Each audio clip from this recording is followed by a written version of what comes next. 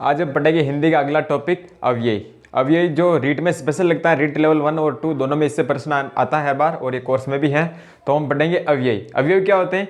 अविकारी शब्द होते हैं। अव्ययी क्या होते हैं? अविकारी। एक तो होते हैं विकारी, जैसे संज्ञा सर्वनाम विशेषण मैंने आपको बताया था, और अविकारी। अविकारी शब्द यानी वैसे शब्द जिनके स्वरूप में लिंग, वचन, काल, कारक आदि के प्रभाव से कोई परिवर्तन नहीं होता है। यानी ऐसे शब्द जिनको लिंग बदलने पर, वचन बदलने पर, काल बदलने पर, कारक बदलने पर कोई परिवर्तन नहीं होता है, ये हमेशा एक जैसे रहते हैं, यानी ये हमेशा एक जैसे रूप में प्रयुक्त होते हैं। वो क्या कहलाते हैं? अव्ययी कहलाते हैं।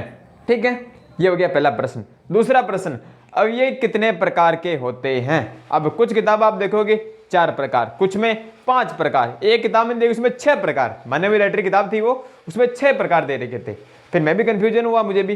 फिर मैंने बहुत सारी जगह ज्यादा पड़ताल की, पढ़ा अलग अलग किताबों में, एनसीईआरटी के बेस पे पढ़ा। फिर जाके मैंने माना अव्यय होते हैं 4 प्रकार के। कितने प्रकार के? 4 प्रकार। क्रिया विशेषण, विस्मयादि बोधक, समुच्चय बोधक और संबंध बोधक। क्रिया विशेषण, विस्मयादि बोधक, समुच्चय बोधक और संबंध बोधक। उस किताब में क्या दे रखे थे? 2। एक तो दे रखा था सकारात्मक व नकारात्मक अव्यय, जो किसी और किताब में नहीं था, और छठा था निपात। निपात को उसने अव्यय का ही भेद मान रखा था, जबकि एनसीईआरटी के अगर हम आधार पे पढ़ें तो एनसीईआरटी में निपात को अलग मान रखा है, उसका भेद नहीं मान रखा। तो इसलिए मैं आपको 4 ही बताऊंगा। अव्यय के कितने भेद होते हैं? तो 4। कौन कौन से? बोलो। क्रिया विशेषण, विस्मयादि बोधक, समुच्चय बोधक, संबंध बोधक। बोलो। क्रिया विशेषण, विस्मयादि बोधक, समुच्चय बोधक और संबंध बोधक। ठीक है, आगे बढ़ते हैं। पहला, क्रिया विशेषण। क्रिया विशेषण के फिर 4 प्रकार होते हैं: कालवाचक, स्थानवाचक, रीतिवाचक, परिमाणवाचक। कालवाचक, स्थानवाचक, रीतिवाचक, परिमाणवाचक। यानी कौन कौन से क्रिया विशेषण भाग? कालवाचक, स्थानवाचक, रीतिवाचक और परिमाणवाचक। पहला लेते हैं कालवाचक। क्रिया विशेषण। पहले क्रिया विशेषण पढ़ते हैं। क्रिया विशेषण ऐसे अवयव शब्द जो क्रिया की विशेषता बताते हैं। क्रिया विशेषण यानी क्रिया की विशेषता बताते हैं। पहला कालवाचक, नाम से स्पष्ट है, काल यानी समय। ठीक है, काल। तो ऐसे अवयव शब्द जो क्रिया के घटित होने का समय बताते हैं, यानी क्रिया कब घटित हुई, यानी याद कैसे करना आपको, कब का उत्तर देते हैं, यानी कार्य कब संपन्न हुआ, कब किया तुमने कार्य, तो वहां कौन सा अवयव आएगा? कालवाचक। जैसे आज मेरी परीक्षा है, कब है तुम्हारी परीक्षा? आज। कब का उत्तर मिल गया? मिला नहीं मिला? आज। ठीक है, वह अभी अभी गया है, या वह अभी गया, तो वह कब गया? अभी अभी गया, जस्ट गए ही हो तो अभी अभी गया कहते हैं अपन। तो कब यानी अभी। आ रहा कब का उत्तर? मनीष तुरंत आ गया। मनीष कब आया? तो तुरंत आ गया। मनीष तो तुरंत आ गया, अंतर आ रहा। और अन्य उदाहरण की बात करें, डीपली पढ़ूंगा मैं आपको गहनता से पूरा।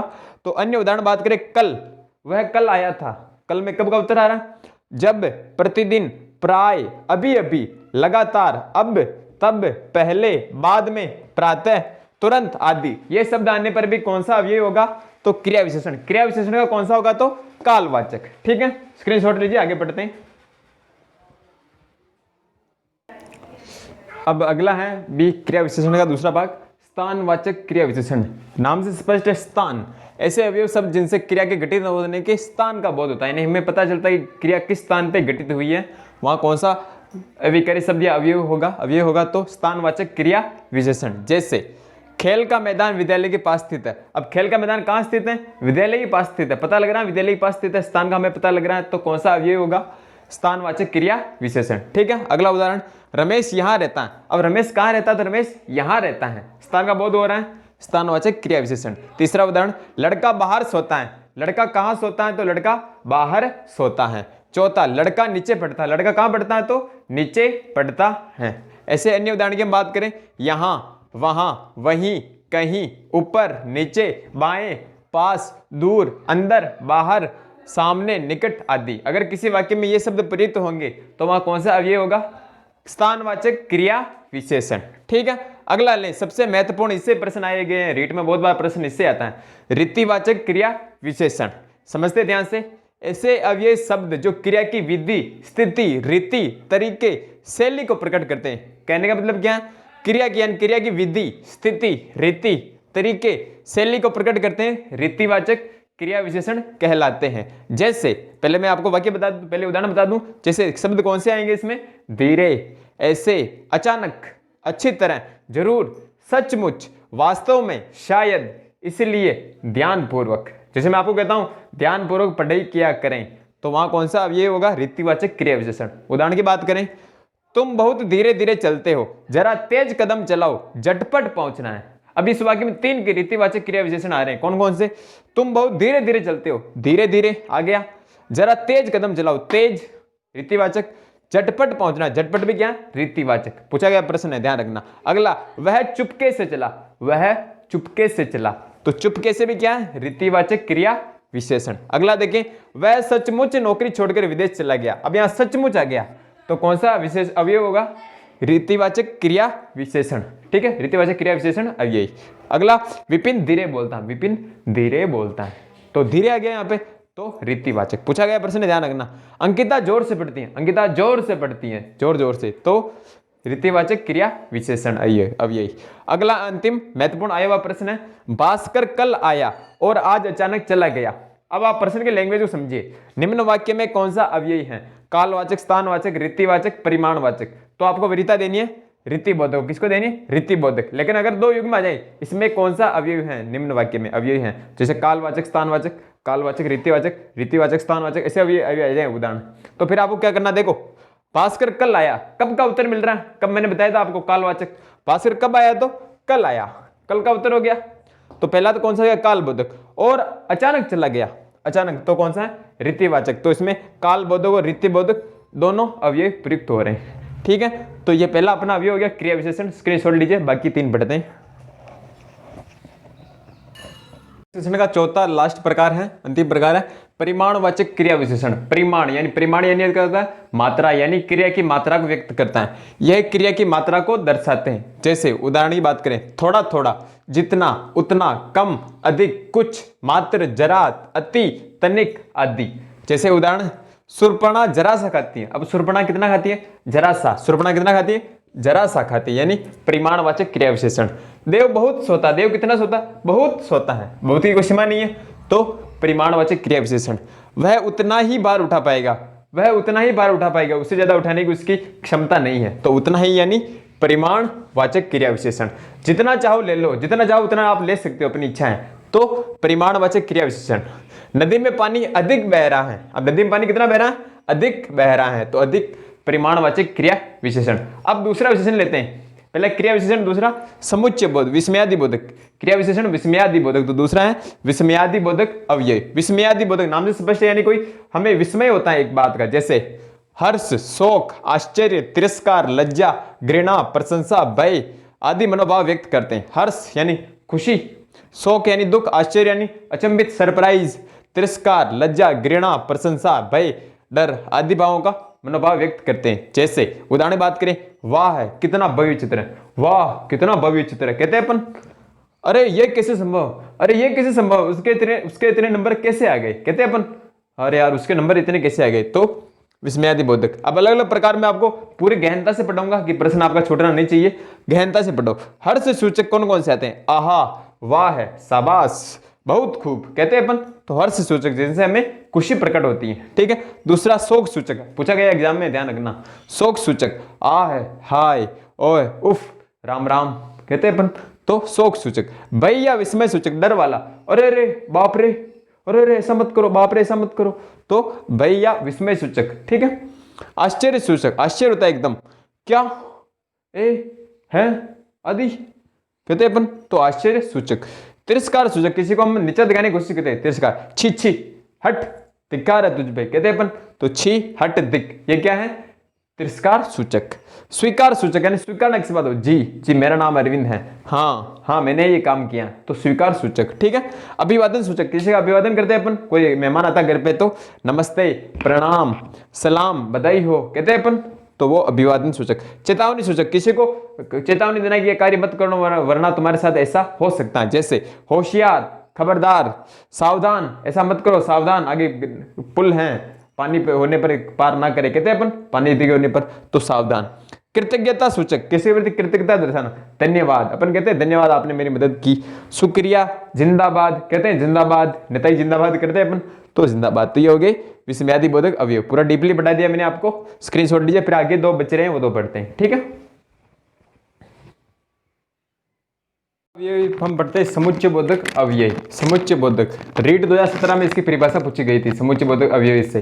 तो इसकी परिभाषा क्या होती है? ऐसे अवयव शब्द जो एक शब्द को दूसरे शब्द से, एक वाक्य को दूसरे वाक्य से या एक वाक्यांश को दूसरे वाक्यांश से जोड़ते हैं, क्या कहलाते हैं? समुच्चय बोधक। समुच्चय बोधक यानी शाब्दिक अर्थ क्या होता है? जोड़ना। क्या होता है? जोड़ना। यानी एक शब्द को दूसरे शब्द से, एक वाक्य को दूसरे वाक्य से, एक वाक्यांश को, वाक्य के अंश को, वाक्यांश को दूसरे वाक्यांश से जोड़ते हैं, क्या कहलाते हैं? समुच्चय बोधक अव्यय। यह जोड़ने का काम करते हैं, मैंने कहा आपको, इसलिए इन्हें योजक शब्द भी कहते हैं। कुछ किताबों में आपको लिखा हुआ मिले योजक शब्द, तो कौन सा अव्यय है? समुच्चय बोधक अव्यय। ठीक है, अब बात करते हैं, ये दो प्रकार के होते हैं।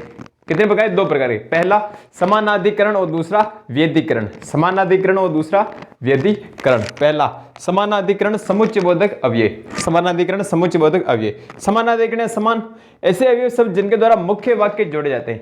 ऐसे अवयव शब्द जिनके द्वारा मुख्य वाक्य जोड़े जाते हैं, अतिरिक्त वाक्य उसमें नहीं होते, मुख्य वाक्य होते हैं, तो मुख्य वाक्य जोड़े जाते हैं। जैसे कौन कौन से होते हैं? संयोजक अव्यय, मैंने और गहनता से पढ़ाया आपको, देखो संयोजक अव्यय और तथा एवं। संयोजक अव्यय कौन कौन से? और तथा एवं। मोहन और रोहन जा रहे हैं, इसे कहते हैं अपन, तो और तथा एवं। विभाजक अव्यय जो दो चीजों अलग करते हैं, या अथवा कोई, एक, की, चाहे, नहीं तो ना। कौन कौन से विभाजक अव्यय? या अथवा कोई, एक, की, चाहे, नहीं तो ना, ये वाक्य में प्रयुक्त हो जाएंगे। ठीक है, अगले विरोध प्रदर्शन, किसी बात का विरोध करना, पर, परंतु, किंतु, लेकिन, मगर, बल्कि, वरन। अपन कहते हैं अरे लेकिन ऐसा करना चाहिए, वरन ऐसा करना चाहिए, परंतु तुम ये क्या कर रहे हो, कहते अपन, तो वो क्या है? विरोध प्रदर्शन यानी समानाधिकरण समुच्चय बोधक। दो वाक्यों को जोड़ रहे हैं। अंतिम है परिणाम दर्शक। परिणाम दर्शक यानी परिणाम प्राप्त हुआ, फल प्राप्त हुआ। अतः, अतएव, सो फलतः, सो फलतः, ये हो गई। ठीक है, दूसरा व्यधिकरण समुच्चय बोधक। व्यधिकरण ऐसे अवयव शब्द जो एक मुख्य वाक्य को एक या एक से अधिक आश्रित वाक्य से जोड़ते हैं। एक मुख्य वाक्य में एक या एक से अधिक आश्रित वाक्य जोड़ते हैं, यानी एक तो मुख्य वाक्य हो गया और उस पर दो एक या एक से अधिक आश्रित वाक्य जोड़े जाते हैं, वो क्या कहलाते हैं? व्यधिकरण समुच्चय बोधक। जैसे कारणवाचक, कारण प्रकट हो, क्योंकि, इसलिए, के कारण, चूंकि। ये कारणवाचक। उद्देश्यवाचक, कहीं उद्देश्य हो, जो कि, ताकि, हम ये कार्य करेंगे ताकि आप सफल रहे, तो ताकि। ठीक है, संकेतवाचक, यदि, तो, यद्यपि, तथापि, जब, तब। कहते हैं यदि तुम पढ़ाई करोगे तो पास हो जाओगे, तो कौन सा? अब ये संकेतवाचक व्यधिकरण समुच्चय बोधक में। ठीक है, और अंतिम है स्वरूपवाचक, कि, जो, अर्थात, मानो। मानो या ना मानो, कहते हैं अपन, तो कौन सा है? स्वरूपवाचक। उदाहरण इसका बात करें, सत्य यानी 20 और 7 अलग अलग हो गए, तो सत्य, ये पूछा गया प्रश्न है, सत्य में कौन सा अवयव आएगा? तो समुच्चय बोधक अवयव। ठीक है, ये क्लियर हो गया। अगला पढ़ते हैं, स्क्रीनशॉट लीजिए आप। अब अंतिम है चौथा, संबंध बोधक अव्यय। संबंध बोधक ऐसे अवयव शब्द संज्ञा सर्वनाम के साथ क्रिया के संबंध को प्रकट करते हैं। संबंध बोधक यानी संज्ञा सर्वनाम के साथ संबंध को बताते हैं, प्रकट करते हैं। जैसे खुशी के मारे उसका गला भर गया, खुशी के मारे उसका गला भर गया है, तो संबंध बता रहा है। मोर बादलों की ओर देखकर नाचने लगता है, मोर बादलों की ओर देखकर नाचने लगता है। ठीक है, संबंध। मेरे घर के सामने बस स्टैंड है, तो घर और बस स्टैंड का संबंध बता रहा है, मेरे घर के सामने बस स्टैंड है। ठीक है, अब संबंध बोधक अवयवों का प्रयोग के, से, में परसर्ग लगाकर और बिना परसर्ग के भी किया जाता है, इसलिए इन्हें परसर्गीय शब्द भी कहते हैं। क्या कहते हैं? परसर्गीय शब्द भी। कारक याद करो, पढ़ाया था मैंने। कर्ता ने कर्म को कर्ण से संप्रदान के लिए पदान से संबंध काके की रारे री नाने नी अधिकरण में पे पर संबोधन है ओ अरे, याद है? तो वो क्या थे? परसर्ग शब्द। ठीक है, तो संबंधवाचक अवयवों का प्रयोग के, से, में परसर्ग लगाकर और बिना परसर्ग के भी हम कर सकते हैं, इसलिए इन्हें परसर्गीय शब्द भी कहते हैं। ठीक है, आप नोट लगा के आपको लिखना है कि संबंध बोधक और क्रिया विशेषण अवयव में क्या अंतर है। आप पढ़ोगे तब तो याद है, लेकिन परीक्षा के अंदर डब्बा गोल नहीं हो, भूलो नहीं, मिक्सअप नहीं हो, तो कैसे याद करेंगे? तो संबंध बोधक और क्रिया विशेषण में अंतर देखिए। क्रिया विशेषण अवयव क्रिया की विशेषता प्रकट करते हैं, ठीक है, और इनका प्रयोग क्रिया से पूर्व करते हैं। कब करते हैं? क्रिया से पूर्व करते हैं। किसका प्रयोग? क्रिया विशेषण, यानी क्रिया से पूर्व इनका प्रयोग होगा और ये क्रिया की विशेषता बतलाएंगे। ठीक है, जबकि संबंध बोधक अव्यय संज्ञा सर्वनाम से संबंधित होते हैं, संज्ञा सर्वनाम से संबंध बताते हैं और इनका प्रयोग संज्ञा सर्वनाम शब्दों के बाद होता है, संज्ञा सर्वनाम शब्दों के बाद होता है। वापस रिपीट करता हूं कि क्रिया विशेषण अवयव क्रिया की विशेषता प्रकट करते हैं और इनका प्रयोग क्रिया से पूर्व करते हैं। किसका? क्रिया विशेषण का। जबकि संबंध बोधक अवयव संज्ञा सर्वनाम के साथ संबंध बताते हैं, इसलिए इनका प्रयोग संज्ञा सर्वनाम शब्दों के बाद करते हैं। ठीक है, जैसे सुस्मिता अंदर सो रही है, सुष्मिता अंदर सो रही है, बस तो क्रिया विशेषण है, यानी सुष्मिता अंदर सो रही, क्रिया से पूर्व हो रहा नहीं हो रहा, सोना क्रिया है तो सोना से पूर्व आ गया अंदर, ठीक है, तो क्रिया विशेषण। लेकिन घर के अंदर सुष्मिता सो रही है, अब यहाँ पे घर क्या है, संज्ञा है नहीं है, तो घर के बाद आ रहा है अंदर, तो फिर क्या हो जाएगा यहाँ पे संबंध बोधक अव्यय, ठीक है। ऐसे मोहन पहले खाना खाएगा, अब मोहन पहले खाना खाएगा, खाना क्रिया है, खाएगा, इससे पहले तो आ रहा है, तो खाना पहले आ रहा है, तो क्या हो जाएगा क्रिया विशेषण। लेकिन अर्जुन से पहले मोहन खाना खाएगा, दो तुलना बता रहे हैं, अर्जुन से पहले, अर्जुन संज्ञा है और इसके बाद प्रयोग हो रहा है पहले वाला, ठीक है, तो फिर क्या होगा संबंध बोधक अवयव। रीना मधुर गाती है, रीना मधुर गाती है तो कौन सा क्रिया विशेषण होगा, लेकिन सीमा से रीना मधुर गाती है, तुलना कर रहे हैं, तो फिर क्या होगा वहां पे संबंध बोधक अवयव होगा, ठीक है। तो मैंने आपको डीपली करवाया है, बहुत गहनता से करवाया है, आप इनको ध्यान से पढ़िए और नोट्स बनाइए। और अगला बच रहा अपने निपात, तो निपात में इसे अगले वाले वीडियो में करवा दूंगा क्योंकि वीडियो लंबा हो जाएगा, ठीक है। तो धन्यवाद साथियों।